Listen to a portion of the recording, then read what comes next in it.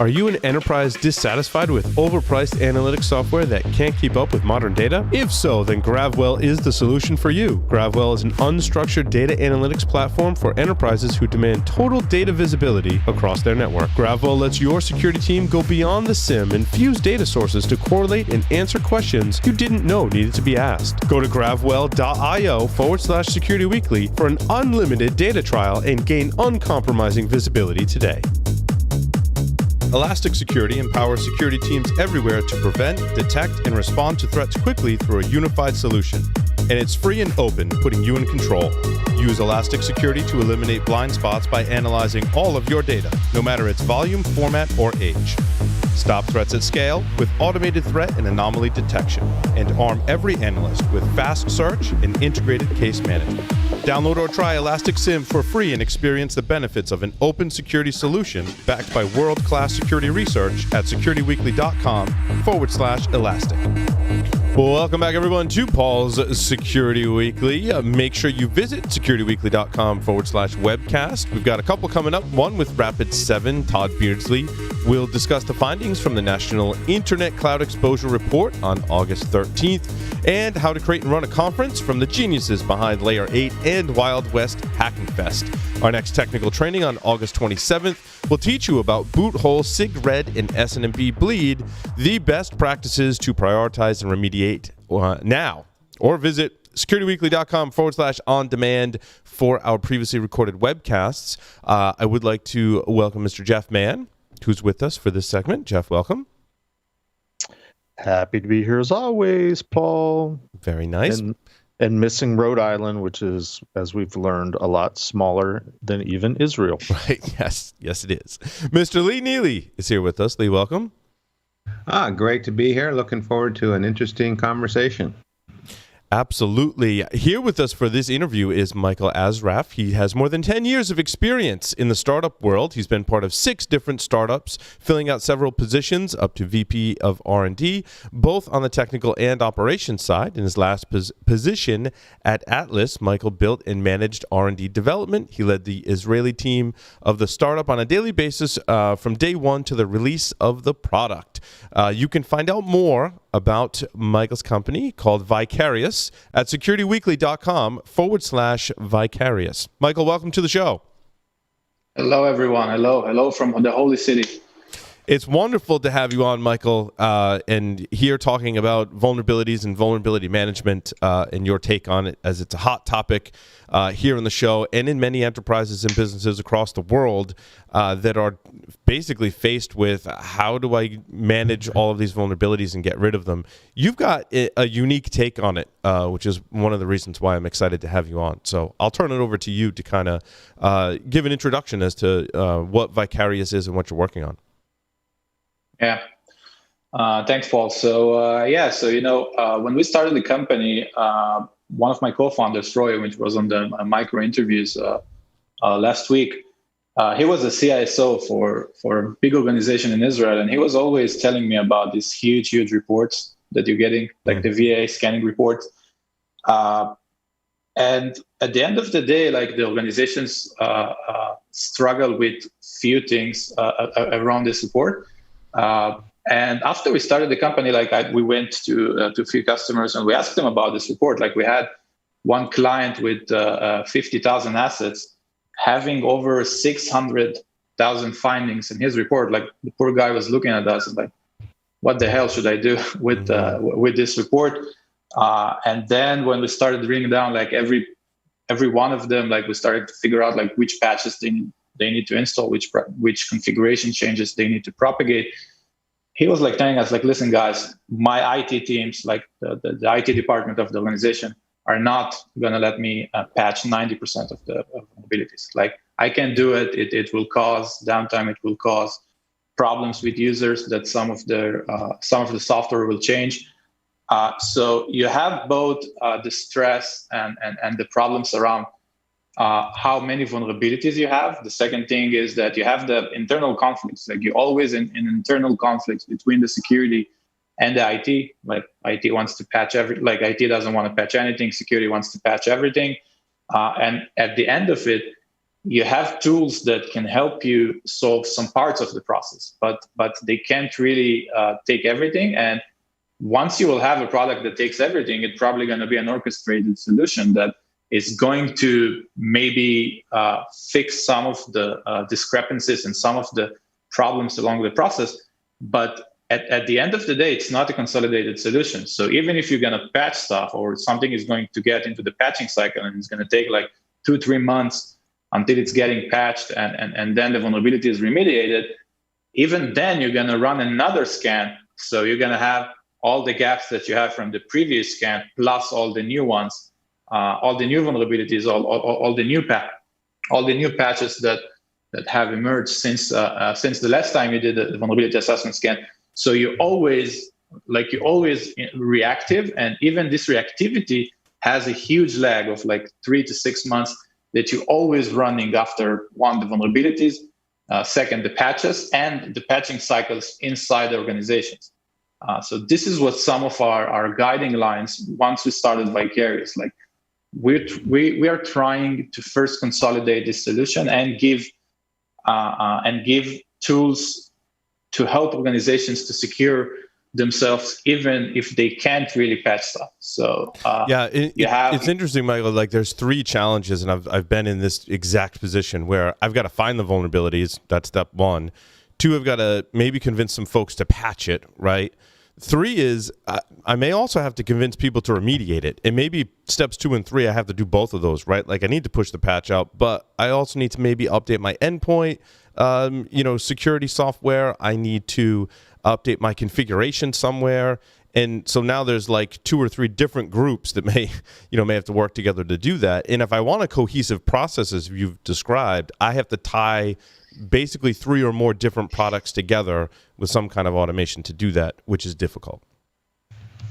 Yeah, and even on top of that, even if you're a very advanced organization and you're trying to you have some automation program on top of that, you have even another tool. Like you have an orchestrated solution, right?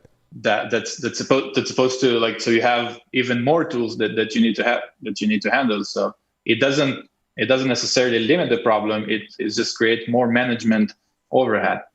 Right. Yeah, I just keep adding more. Like, I have my vulnerability scanner, and then I add another product to help me prioritize it, and then I have another product that helps me report on it and automate it and tie it all together. And organizations really have all types of different solutions they're trying to string together. Lee, there's one more piece that hit me, and that is, you've got the CIO or equivalent saying, "Okay, when you do that, don't break anything." Right. Yeah. Exactly. And where are you guys fitting to help all this? I know this is a really complicated problem set. Where are you focusing? Yes, that's a good question. So most of and we looked at the market as it evolved, because the company has been around for a while.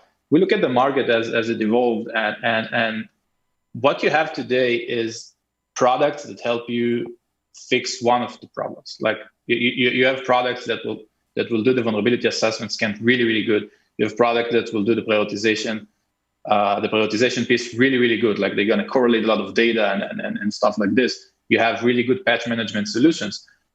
But we didn't, when we started the company, we didn't look at this problem as a problem that needs to be, one, orchestrated or needs to be divided between different products. We just said, okay, you have a piece of vulnerable code running inside the organization. You need to find it first. You need to prioritize and understand the criticality of it, and then mitigate it. And in our opinion, it shouldn't be under 3 platforms. One, so it's first a consolidated solution that takes the whole stack. And second, if you really look at the vulnerability assessment market, let's take, for example, the EDR market or the firewall or the WAF markets. All of them went 1 or 2 generations ahead. Like, you have next generation antivirus, then you have deep learning. WAF, you have all this kind of RASP and things like this. Vulnerability management, the reactive way that we're doing vulnerability management hasn't really changed. Like, we have a vulnerability, someone finds a vulnerability in some software, you can either sell it on the dark web for hundreds of thousands of dollars, or report it to NVD, then report it back to the vendor. Then the vendor has 3 months grace to release the security patch. Then everyone needs to understand where the vulnerability is. And then you have the cycle inside the organization, which you need to test the patch, because as I said before, the CIO doesn't want to break everything. If you have a .NET app that is running on a server, you're not going to update the .NET, even though it has a security flaws. So like this whole process didn't really advance to the world of machine learning, AI, deep learning, etc. So our vision is first to take the entire stack, like provide you one-stop shop, provide you all-in-one vulnerability management and patch management and remediation solution. But on every part of the process, provide you capabilities that are no longer reactive, things that are proactive. So we can first understand which binary areas inside the code are inside compiled code, meaning like all the stuff that we're doing are completely binary. Understand which techniques are hidden inside third-party software you have. Prioritize it based on the usage inside the organization. So because we know to understand very deeply how software is structured inside the organization, we also know to understand what are the execution properties of every asset. So for example, if you have a vulnerability that requires admin privilege, etc., we can tailor it back and provide you the patching plus virtual patch. It's not really virtual patching, we call it patchless protection, which basically wraps the components of the software in memory, like wraps the executables, wraps the sensitive locations inside the libraries. So what I like about the solution, Michael, is I have one platform, right? It's helping me identify vulnerabilities.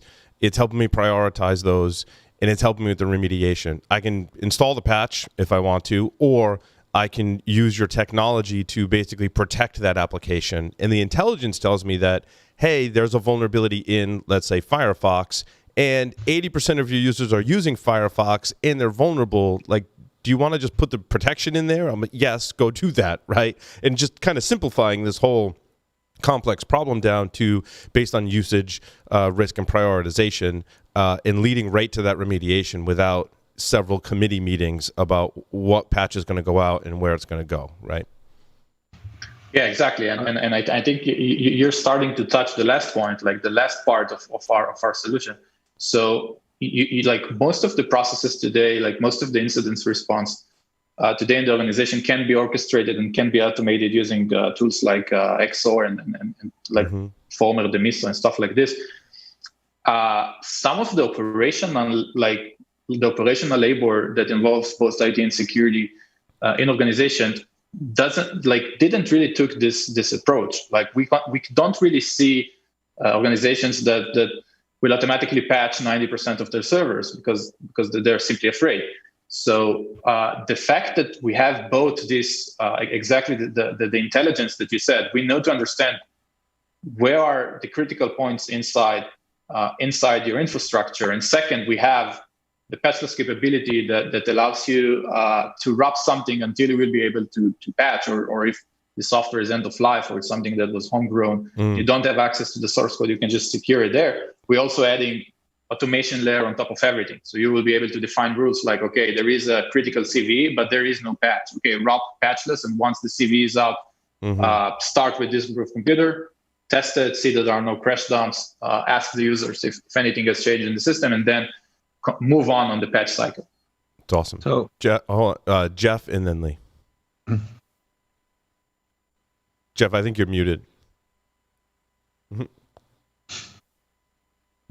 And I've been screaming for the last 10 minutes. My apologies. Michael, you may not be familiar with my role on the show, but I am the compliance spoiler. And I focus primarily on the payment card industry, PCI. Interestingly enough, the term vulnerability assessment does not appear in the PCI data security standard. So my question, somewhat loaded, but also somewhat a curiosity. I was looking at the Vicarious website, and you're talking about security assessment and the security cycle. You mentioned vulnerability management, vulnerability assessment. Could you hopefully very quickly just sort of take a step back and define some of these terms and how they work together the way you see it in typical organizations. Not trying to trip you up, but I like to try to level set on terminology. So, what is a security assessment? How does vulnerability assessment and vulnerability management, how does that all work together in sort of this security cycle that you talk about on your website? Yeah. So that's a great question, and I think that security in general, like security assessment in general, has three components. The first component is the internal scans, which is what we do. Afterwards, you have the external scans, like scanning public domain websites, scanning everything that is not inside the perimeter, which actually now almost everything is outside of the perimeter because we work from home. Yeah. So you have the second layer of external risk assessment, and then you have, let's call it the new layer of trying to figure out, trying to understand attacks before they are launched against the organization. So it's like companies that are doing dark web analysis and trying to figure out whether your organization is going to be targeted. So I think that in general, the field that like inside this process, we're dealing with the internal risk assessment process. More specifically, we're handling the risk assessment and vulnerability management for managed devices. So today we're running on the endpoint. It can be a server. It can be a server endpoint. It can be anything that is installable. So everything a part of that is involved inside internal scanning, we still don't cover, but we're working on it. For example, device scanning, etc. We still don't do that. But everything that is related to managed devices is where we are, where we're at. So pretty much internal assessments. Great, thank you.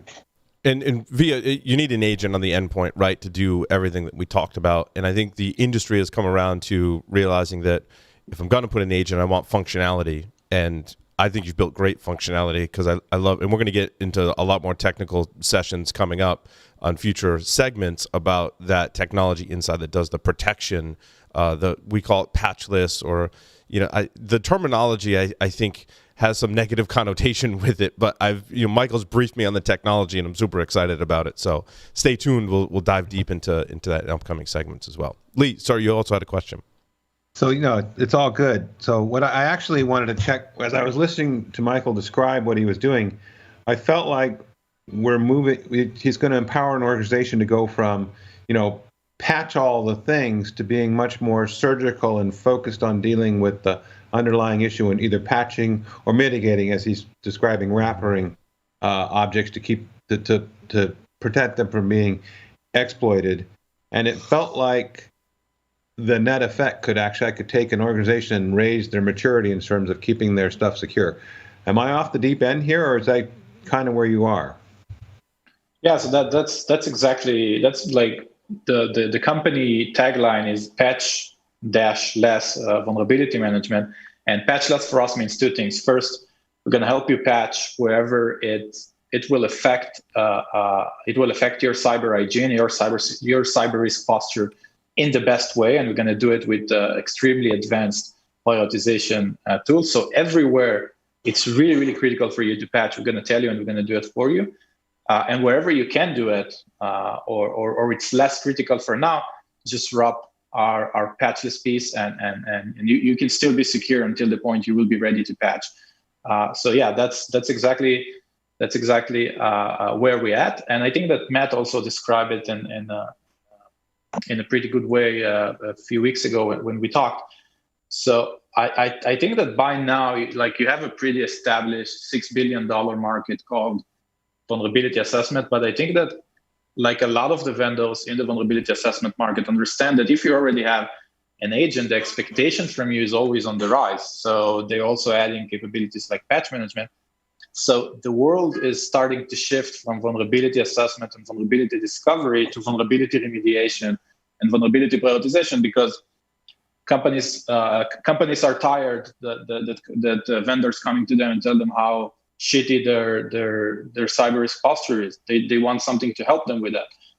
So yeah, that's exactly where we are trying to be. We're trying to be an operational tool that gaps between the IT and security departments inside the organization and significantly increase the cyber risk posture of the organization. Yeah, and Michael, you're spot on. When we talk with people that have been breached or had a security incident, it's almost never because they didn't know that they had a vulnerability, right? At some level, they may have to dig a little to find it, which speaks to the state of vulnerability scanning and management tools, right? But they know they had that vulnerability. It was in a report somewhere. A sysadmin knew about it, a developer knew about that vulnerability. That's not the problem, right? The problem is fixing the stuff that really matters before you have a breach, right? And so now I can go off and get another vendor, which segues into my question to help me prioritize that. But I guess in the Vicarious solution, how much do I have to tell it what is the most critical and or sensitive and maintain that so that your product knows, based from me telling it, hey, this is a really super critical asset? Or does it help me learn that as it goes, or is there a combination? Yes. So I think, Paul, that's a great question. And I think that at the end of the day, and I always tell it to my team internally, like when we're working on something, for example, we're adding a new section to the website, I always tell them, whatever you do that is manual, that it doesn't pull the data from other source, that doesn't do it automatically, it's just not going to happen. Because if someone is in charge of it, and this guy is on vacation, I don't know where he is, he has more important things to do, etc., it's not going to get done. And what you said is completely correct. Like most of the big breaches, like even Equifax, they knew about the vulnerability. Right. But we interviewed, actually, Mike, we interviewed the person who was at Equifax during the breach. And he was I forget his exact title, but he described exactly that. He's like, oh, no, we knew the stuff. We just couldn't, get our stuff together to actually get it fixed in time. Yeah, and it's an organization with it's an organization. I'm pretty sure that they have the perfect patch management program. Like they had a whole team that is doing prioritization. Mm-hmm. They had a whole team that is doing vulnerability management. But if you focus on I don't know, patching 1,000 Flash players that are sealed in an environment that doesn't even open to the DMZ and can get exploited, instead of patching an Apache Tomcat server that has a DMZ connection and is always in memory and running with a strong account, like that's what happened. You don't have this piece of intelligence and contextualization. And on our platform, you don't need to do, you don't have any manual work. Like we have our own set of rules. We call them X tags. It stands for exploitation tags. We're simply tagging execution of a software on an asset. And we can do it in various ways. Mm-hmm. Go ahead, Jeff. I'm perhaps oversimplifying this, and maybe it's just everybody knows this, and it's just come to me. But we've been talking about prioritization for maybe the last year or so. It seems to be the next big thing within the security industry. We've got this plethora of vulnerabilities. Now we got to figure out how to prioritize them. And I guess I never really thought through it, but it really seems like. Instead of looking at the criticality of the vulnerability, you're looking at the criticality of systems. It seems like a lot of companies are doing. And I guess the hacker in me says, yeah, but it's not just the criticality of systems. It's what's the path to those systems? How difficult or easy is it to get to those systems? Am I making an accurate perception, conclusion, and am I missing any major components, or does it really boil down to identifying critical systems based on whatever the business criteria is, and the path to those systems? Is there any other major moving parts, or is that pretty much it? And it's how well you can do that in an automated fashion. So I think that most of the companies that are doing prioritization today are trying to tie the business aspect of a single asset to the criticality level of it, but we don't see it this way. We think that if you have a vulnerability that is a low-hanging fruit for a hacker, it doesn't really matter, because as I said before, if he's inside, he can do lateral movement and get to your Active Directory, get whatever wherever he wants. So we don't really look at the business context of a certain server and endpoint. We look at what can be easily exploitable. And if you will take a look at the new CVSS method of Mitre, they are talking about, like, you have a whole section of environmental properties where you like when, for example, if you have a vulnerability, this vulnerability is required to have a user interaction. This vulnerability is required to have a certain privilege in order to get exploited. So it doesn't really matter like what is the server or what is the endpoint, as long as this set of rules, this set of properties are applied to this software. And if you have a vulnerability with these properties, you probably should patch it as soon as can, or you should protect it in other methods. But we don't really see it as something that is directly tied to the business aspect of this digital asset in the organization. Fair enough. Let me ask a specific question, not looking for right or wrong, but just your take on it. It's an argument that I used to have when Paul and I were at Tenable over how to respond to, at least from a compliance perspective, because Tenable was involved not only in security, but also is a tool that's used by a lot of companies that are pursuing compliance first, shall we say, rather than just security, or at least a both and. And I used to argue with Renaud, the original developer of Nessus, all the time over cryptographic vulnerabilities. When I was there was when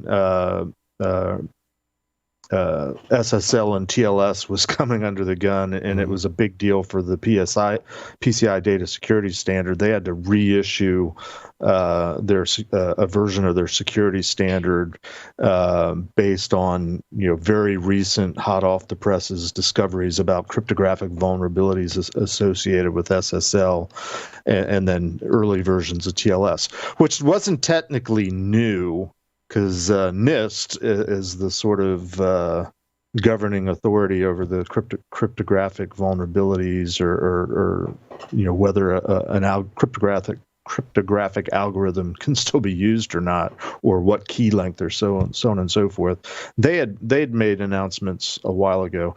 So anyway, my question is, when it comes to something like a cryptographic vulnerability, like a hashing, like SHA-1 or something like that, where a mathematician, a cryptographer will tell you, oh my gosh, this is vulnerable. It's been broken because we've done some computational thing where we've for in the case of SHA-1, we've caused a collision, therefore it's bad.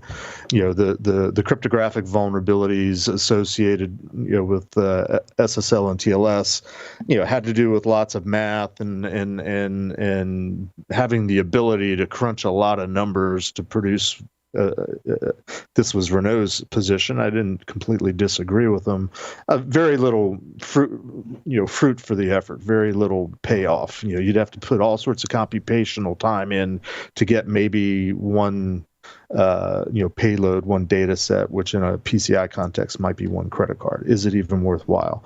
The point that I always made to Renaud was, yes, but PCI says use strong cryptography based on NIST. NIST says bad, therefore don't we as a scan engine have a responsibility to tell our customers, whether they're PCI or government, who also has to abide by the NIST rules, this is bad simply because we say so.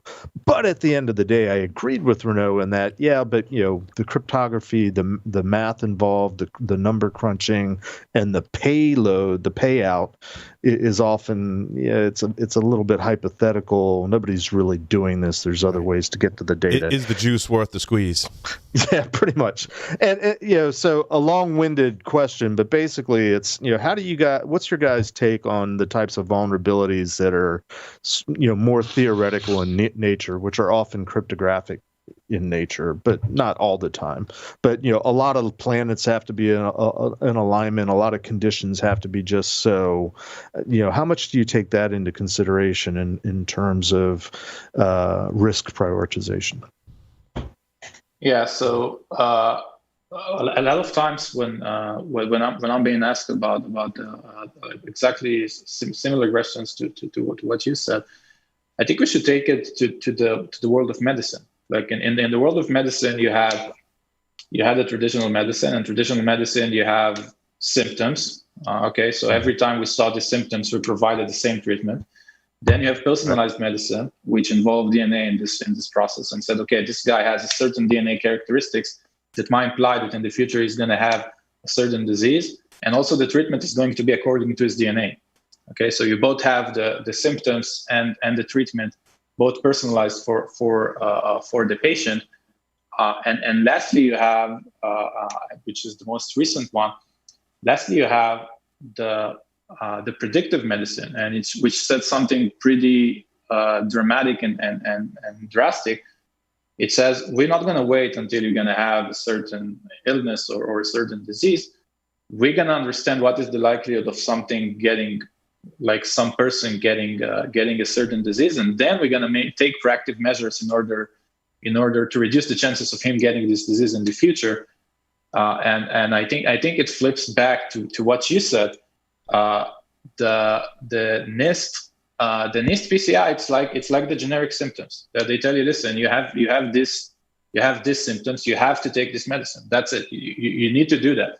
And I think that our platform, like, you can't go and reinvent the vulnerability assessment market without looking back to what, like without providing the traditional medicine. So what we do is that we're not only taking into account the dynamic execution properties of the software. We also have data that we bring from the outside. For example, which vulnerabilities has an exploit, which vulnerabilities are recently got hacked, etc. We also crafting our own data. For example, we have knowledge of which vulnerabilities are being trended on Twitter and things like this. So as for your question, it's the fact that we're doing all this next generation stuff doesn't mean that we're saying, okay, the old world is no longer effective. If you're disrupting an existing market, the expectation from you are pretty high, like because we need to provide everything you had before and provide on top of the next generation. But it doesn't mean that we don't do what you used to do before. So we're providing both things. Yeah, it's interesting.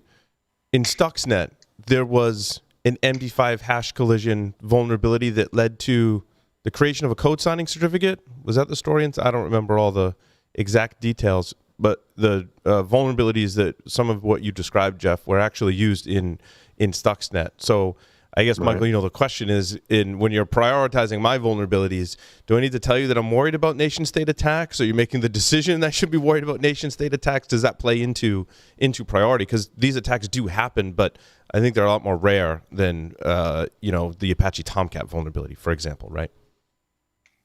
So at the end of the day, I think that hacking is a matter of it's a matter of ROI, of return of investment. If someone is trying to hack your organization and the organization has a very dirty cyber hygiene, it will be easier and simpler for him to hack it. He will just do it. If your organization is like, you have the best locks and you have the best you have the best security measures, which makes you a less sexy target for a hacker, he would just move to the next one. I think this is how most of the attacks looks like.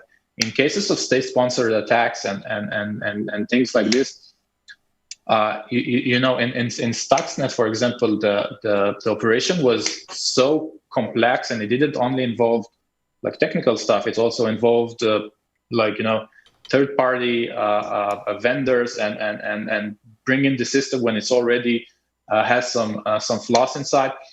So actually, like on the one hand, we will help you protect yourself from most of the attacks, like most of the script kiddies that will just try to get a hold of your organization and penetrate inside.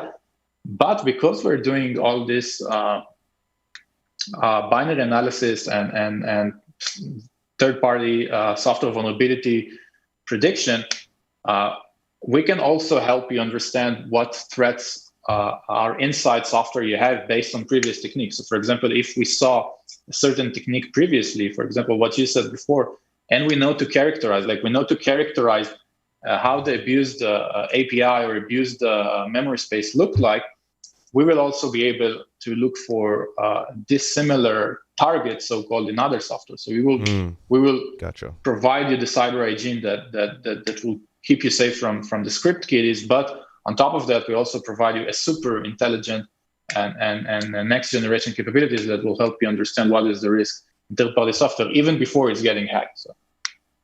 Yeah, it's reducing your footprint and your attack surface so that you can make more intelligent decisions about, okay, now I am going to go, fix those, hash collision vulnerabilities because I'm protected in these other areas. And now that's likely the attack, right? You're kind of like squeezing it down because the average everyday, exploit paths aren't available. And when you squeeze it down, now that's the stuff I should probably worry about too, right? So it's kind of that building on the prioritization, on the remediation, right? And I think you're completely correct. And we had discussion a few days ago, you and me, and which this is exactly what we said. We said security teams are no longer doing security. They're doing a bunch of other stuff. They're doing the IT stuff. They're doing they're running after the third-party vendor analysis reports and stuff and things like this. They don't really do security. And if you take this burden off them, like you're saying, okay, you're going to have an automated solution that's going to take care of my, at least my internal cyber hygiene.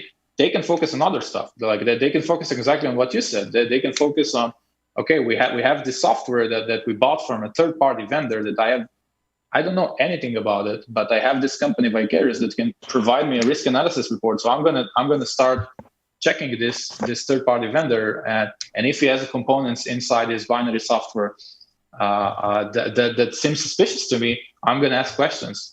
I think that the operational challenge is the bigger one, because you can't cope with everything that is going on. Like you have 300 vulnerabilities every week. You don't have enough human resources to do everything, even if you have 15 people on your security team. So I think it's like the manual labor intensive work that is causing this process to be so hard. Yeah, and I really, when we talk about organizations that are very resilient to attacks, it's not just because they have a great security team. They have that, right? But their security team has figured out how to leverage the other resources in their organization to increase their security level, right? And this is where I see security going. I want us as security professionals to be less operational. I want the operations to be applying patches, to be using some of the same software, right? And I want security to be doing security research and risk analysis and all the other things that we don't have time for because our hands are in the operations because we have to, right? And I think Vicarious and other solutions that I really like are really pushing that to the operations teams, right? I want my help desk. I want my network admins. I want my sysadmins. That they're doing their job, and security is part of it, right? And that puts less burden on the security team.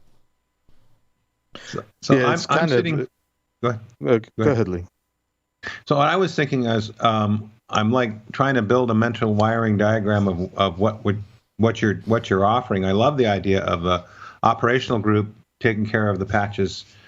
Definitely they're in the right spot to do it. But I was thinking, where do you sit with respect to tools I have today? Do you replace things? You're integrated? I know you're a cloud solution. I get that. And so that gives me great up-to-date feeds from the analysis you're doing for helping me make good decisions. But am I retiring other tools, or are you partnering with them, driving them? What's the model? Yeah, so that's a good question. So we're going after the market of vulnerability. Like if you take on a business perspective, okay, let's switch the hat from this security professionals to business. You have, like, we're touching here in 3 different markets. We're touching on the vulnerability management market. We're touching on the vulnerability prioritization market, also called the risk-based vulnerability management, and we have parts of patch management. the vulnerability assessment market worth $6 billion, growing 50% a year. The prioritization market is still a growing market, worth around 200 million, grow 60% a year, so it's still a blue ocean. And you have the patch management market, which is a pretty small one. It's like $500 million. Doesn't grow in a very extensive way. So where we want to be is definitely on the vulnerability assessment, which is slowly shifting into vulnerability prioritization and remediation, because tools that are doing only vulnerability assessment they can justify their existence inside the organization security stack. So we are trying to be we're trying to take the part of vulnerability assessment and vulnerability prioritization to us. The left part, which is like, we have three parts. We have the analysis part, we have the prioritization part, and we have the act part.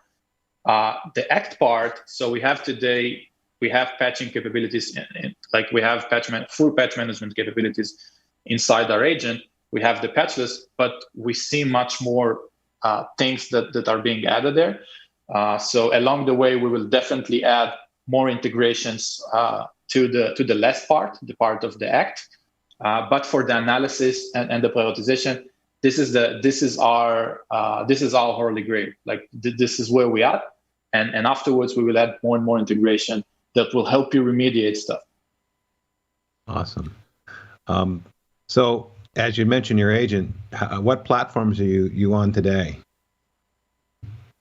So today we're supporting all flavors of Linux. We're supporting Windows 7 and above. We're now, by the end of the year, we're going to release also a Mac OS X support, and we also have container support, meaning that you can install.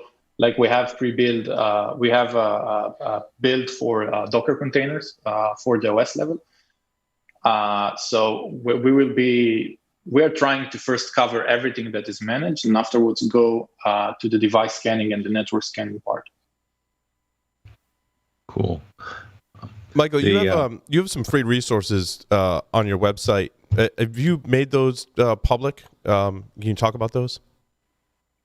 Oh yes, so we recently launched our research center. So the research center first includes all the CVE data, but more interesting than that, one of our main cores of the system is the ability to understand how software is structured. So, for example, when we install in a certain organization for a POC or a trial, first thing we're going to do is a full asset and software inventory, but we're not going to stop there. We're going to drill down into every software and understand where it resides on the disk, what are the resources, what are the libraries, etc. And so some of that knowledge also exists on the website. For example, you can go and search for Firefox or any other software and understand what is the software structure, what is the ecosystem of it.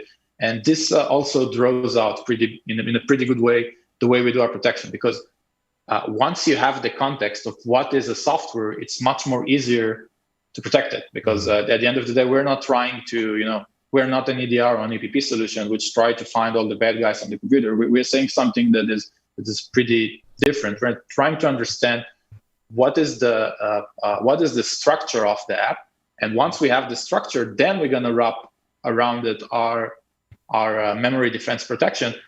But it's not going to be just something that is going to analyze every kernel level activity that every executable is doing on the computer. We just identify what is, like, how the software looks like, and then protect it there.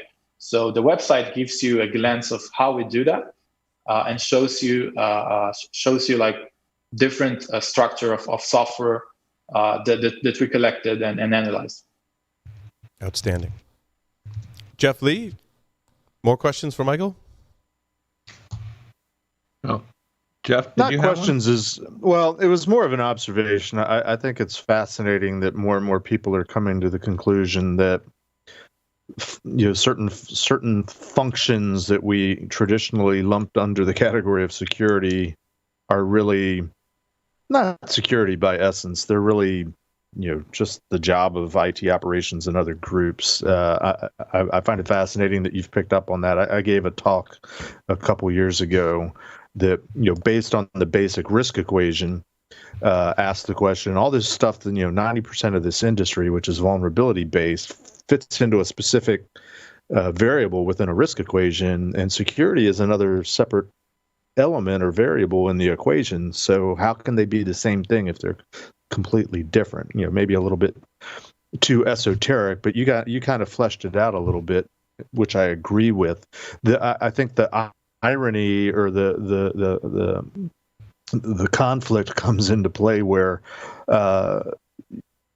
we talk to so many companies that are trying to tackle vulnerability management, vulnerability prioritization, and their tools and their customers have traditionally been the security folks. I do have a question. How do you push that into the hands of the not security people that should be doing it preemptively so that security can move on to do other better, more fruitful things? It's probably a marketing campaign, that tries to redirect towards the non-security trained element, but putting the tool into the right hands for the right purpose. That's a security function, but it's not. I find it fascinating and challenging, and good luck. Thanks. So I think that we need to divide the market into two kinds of organizations. The first organizations is organizations that had well-established security teams, and they have a well-established IT teams. Sometimes they will even have a dedicated teams that are doing vulnerability assessment. Even teams that are doing vulnerability prioritization. I can tell you that some of the big organizations, some of the big enterprises have built tools, have internally built tools in order to prioritize threats, because this problem is just so hard to fix, because they have three teams. Somewhere these teams are not even in the same continent. Which one team is doing the patch management, one team is doing the vulnerability assessment, and everyone is yelling. Like so who's yelling stronger, the security or the IT? So on the one hand, when you involve a big organization, that requires a political change. Like you need to understand it. You need to tie it up either the CISO or the CSO or the CIO, whoever is politically stronger, tie them into the process, and then make a real change in the culture, which is hard. Like you're completely correct, it's super hard. On the other hand, you have organizations, let's call them, like the definition of small and medium enterprises in Israel and US is pretty different, but let's call organizations from 500 endpoints to 5,000 endpoints or servers. These organizations, most of the times they will have a vulnerability assessment tools. Sometimes they will also have a patch management solution, but the process is not really as you expect to be. It's a big mess. Sometimes the IT is also IT is in charge of security. They don't even have a CISO. So in this kind of organizations, I think that the value is pretty immediate. Definitely when you're a self-serve cloud environment platform, like just go to the website, like sign up in 2 seconds, and then start playing with some asset. Like we tried to we went on the hard way. Like we tried to take the model of Datadog and this kind of companies, and first developing a solution that is really, really easy to onboard, really, really easy to integrate, and then go to the big organization, which is very it's a very unique go-to-market strategy if you're a small Israeli startup. Because what most of the Israeli startups are doing is that they're gonna raise like $4 or $5 million, get 1 or 2 big logos, and then try to raise money. We did it in the opposite way, and I think more healthy way. Because once we will start having our enterprises, and we're already POCing with them, we're already working with them. Once we will start ramping up with them, we will have a solution that already has a very strong capabilities and very easy to operate. Interesting. Awesome. Michael, thank you so much for appearing on Paul's Security Weekly. Folks that want to learn more can go to securityweekly.com/vicarious. Michael, thanks again. Thank you. Thank you, Paul. And that will conclude this episode of Paul's Security Weekly. Thanks everyone for listening and watching. Over and out.